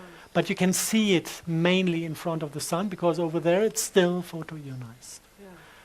Yeah. Of course, there are more agendas behind the spraying that are connected to the sun. They want to cut us off from sources of information, because development is always about taking in information. And there's a lot of information coming from outer space, from the central black hole in the galaxy. There's information coming from the sun. And of course, they want us not to develop. So it is a good idea to cut us off from this. Also, the nanoparticles accumulating in the soil are meant to cut us off from Mother Earth, because everything that might go through is absorbed in these layers. So there is something about them being afraid of, or them trying to cut us off, but it is not connected to the position of the sun in the sky. This is about photoionization. Right. And the other thing is orgone. Why do they hate it? Orgone? Orgonite or orgone. Yeah. Whenever you make any orgone or you buy any, within a week of you having it, more chemtrailing over your house, the black helicopters arrive. Okay, this has to be something with you need to look into the work of Wilhelm Reich to understand this. And Wilhelm Reich found a method to extract certain field structures, energy potentials from the sky. He said he's removing Dor to get the sky clean again. And this is a rather complex thing. You have to regard the entire planet as a electromagnetic resonator, and you have waves running around the planet, and with a wave kind of biting in its own tail, you get self-strengthening structures. And at the end, you get the sum of all platonic bodies standing as standing waves around the planet. And they have defined frequencies. Schumann frequency is the most known of them. And then the same thing happens in the core of the Earth. You have electromagnetic fields that travel through the stone, and they also build up a grid like this of platonic structures and other structures. And this goes around the planet. You can measure this by sticking 2 electrodes into the ground, and then you measure 50 hertz from the European electricity grid, and you measure 60 hertz from the American electricity grid. Same strength as the European one. This goes around the planet. And if you look at this structure, you can kind of ask yourself the question, are the sky and the earth in harmony with each other? Are they resonating on the same frequencies or not? And the thing is, if they resonate on the same frequency, then the 2 field structures can unite and print out scalar structures, scalar fields. This is what we call life force. Yeah. So life force on planet is dependent on the unification of 2 longitudinal waveforms that need to be in harmony. In former times, we had the trees with an antenna system to the air and an antenna system to the ground, keeping this resonance stable. Yeah?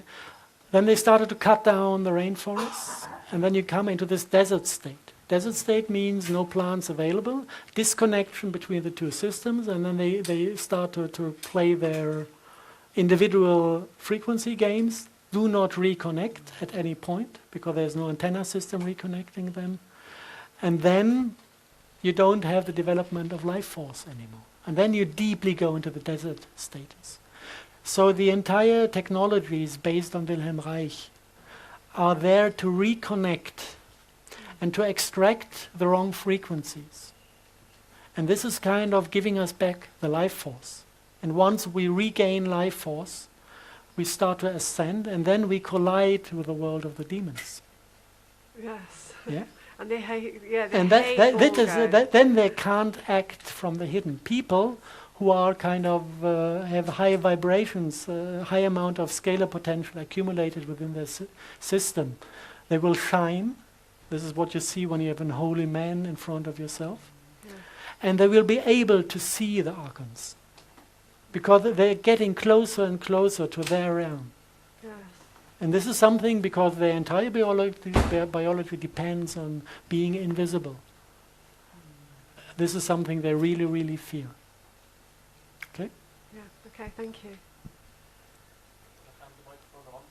Anybody else want to ask questions?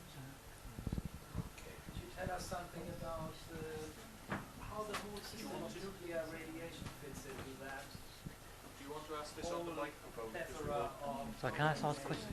interferences because that ties to nuclear right. If you don't have the microphone, we can't hear you on the recording. Okay. I repeat the question. The question was how the concept of radioactivity fits into the Wilhelm Reich topic. And there are different points where it fits in. The first thing is radioactivity is ionizing air. You have these beams or particles or whatever you want to call it, and they hit air molecules and ionize them. Once you have many, many ionized particles in the air, the vapor is concentrating on many cores for droplets, and you will have a dizzy sky but no rain. So this basically is what killed the Sahel zone. You have the testing of nuclear weapons by France in the 60s, and you had the uranium mining in Niger. And both completely, you can see, if you look at the direction of wind in Africa. You can see how this radioactivity from the mining fields is causing the droughts in the Sahel zone. And once you start interacting with the electromagnetic fields in the atmosphere, you also can discharge the air particles again. When you lower the overall electricity and field strength in the sky, all these effects go down and you have less haze in the air, blue sky, and the chance to form clouds that rain. You need to know if you look into the sky, if you have high pressure, you have this hazy, dizzy, whitish sky, whiteout. And if you have low pressure, you form clouds, and they look like brown sausages. They are completely oversaturated, and they also don't deliver rain. So you need to distinguish a few things before it really becomes a theory. But actually, the radioactivity is adding up ions to the air. And if you have too many ions in the air, it's hopeless. So there are many, many good reasons and also good methods to extract the radioactivity from the air. But it's a completely different... if you want to, I can make a basis 60-something or 70-something about desert greening in Africa. Then we can deeply dive into the topic of climate control and healing of natural systems instead of fucking them up even more. The question is really that I have is, to what extent does that door empty all the tension up there, all that ionizing we're talking about, to what extent does that facilitate this whole picture that you've got on the screen there? To what extent does it support HARP, for instance? To what extent does it support the interruption of the transmission of cosmic energy, quantum energy to morphogenetic fields and the life force? That's sort of where I was. I would look at it. I would look at it the opposite way. I would say all the attempts to manipulate and to insert destructive electromagnetic structures is adding up to the door potential. The door potential is the outcome, not the cause. And of course, if we remove the outcome, we can diminish the pressure that is upon us, of course. And this is something they don't like because the entire chemtrailing is dependent on very, very precise calculations. For example, in Germany, we have this microdust hysteria. They're measuring microdust in every city, and they define that all the diesel vehicles need to stay outside of the big cities. This is because the component of the carbon dust makes it impossible for them to precisely control the cluster density of the crystalline nanoparticles. If you have technology that is only measuring particles and you have two different types of particles and you want to precisely define the concentration of one particle but you can measure only both, to make this function you need to completely remove the carbon particles. This is why people are not allowed to drive in the inner city anymore with certain vehicles, because they need to measure and control this. So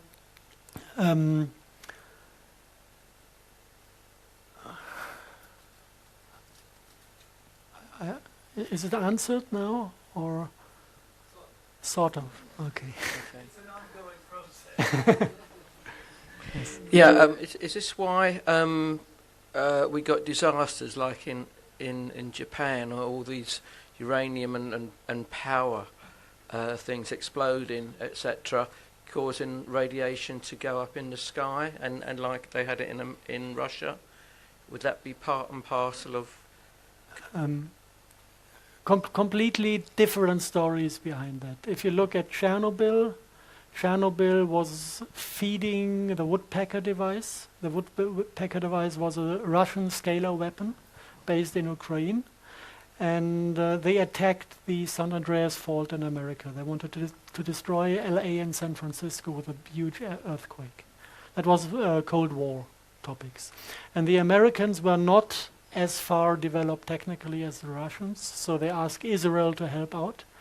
And Israel fought back with some devices, and they cut down these unifying fields, and the entire field energy that already was transmitted from the Ukraine flew back to the Ukraine and started to flow into the feeding energy source. And they had, in between, they had a kind of device to destroy this energy, to turn it into heat, to protect the power plant. But this device collapsed after 12 hours. And the discharging of field energy was not finished at that point. So the field energy entered the nuclear power plant in Chernobyl and made the entire uranium explode within a millisecond. That was kind of Chernobyl. If you look now at the last incident in Japan, the earthquake was earthquake weapon, but not alone. They deposited a nuclear bomb in the ground of the ocean opposite to the coast, so the tsunami was nuclear made. And they also deposited mini nukes within the power plant.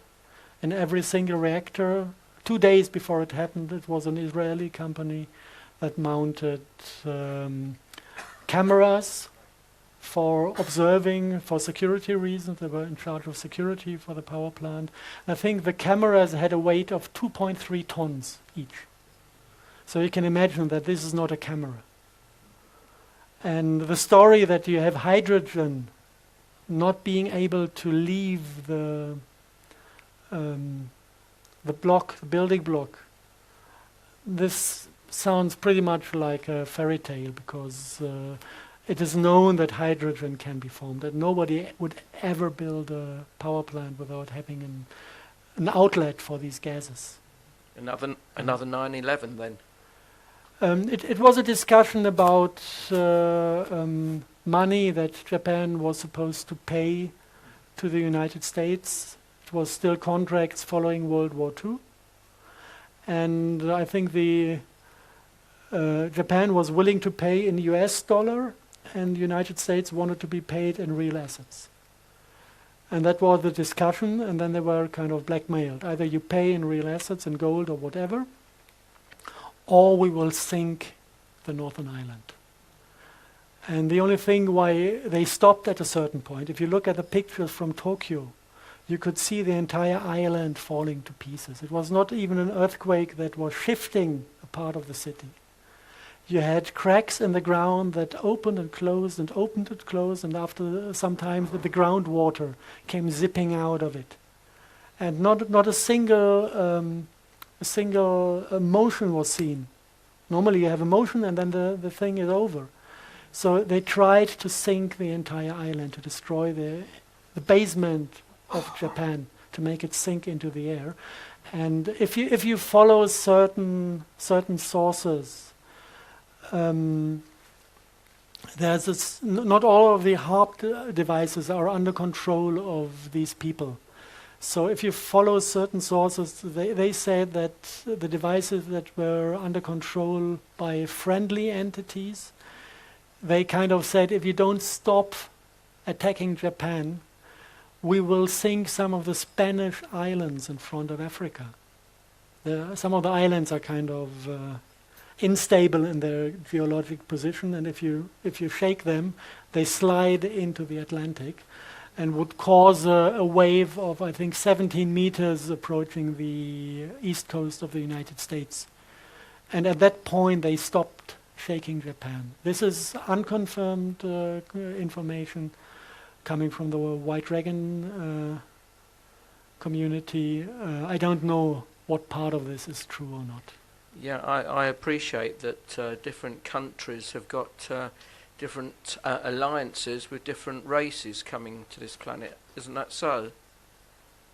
I think they've been doing this for ages, Yeah. these alliances. Just rubber stamping it. I'm happy that at recent times we have kind of a number of rather friendly entities to be allied with. So nice things are happening, yes. Okay, time for one more question. Next gentleman.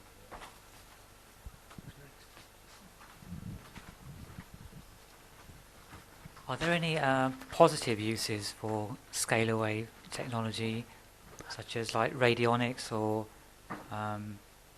any type of positive use you can see for scalar waves?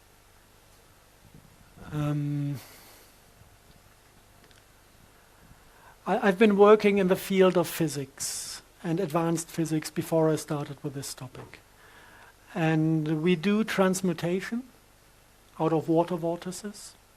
We can create oil out of water at costs where the device that is doing this, if you mass produce it at cheap costs, the cost of the device would be in after 4 hours of working.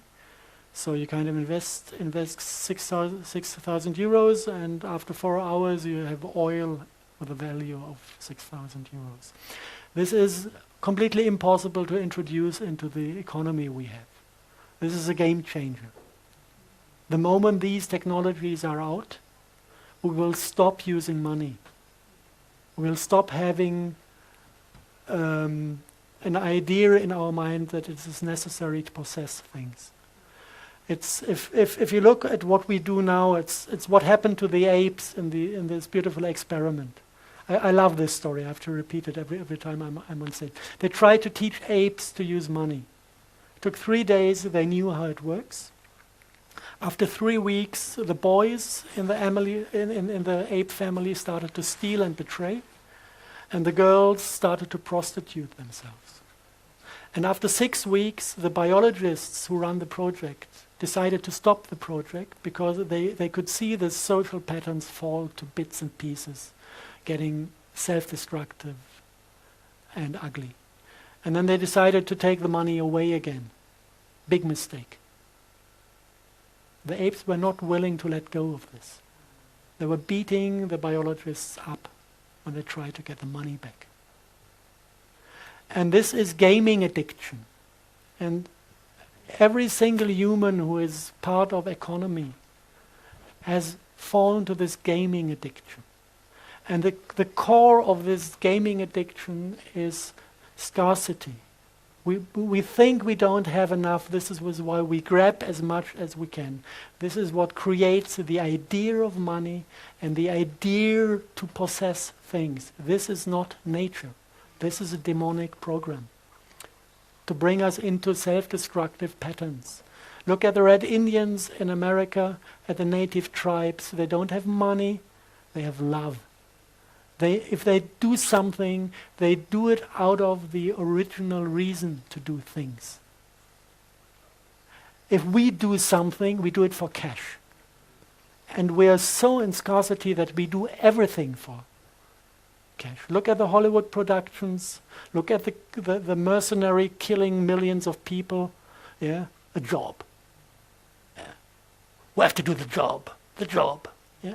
This is where money brings us to. And the moment when you have these two options of transmuting every element you need and producing energy as much as you need, we enter a world of abundance.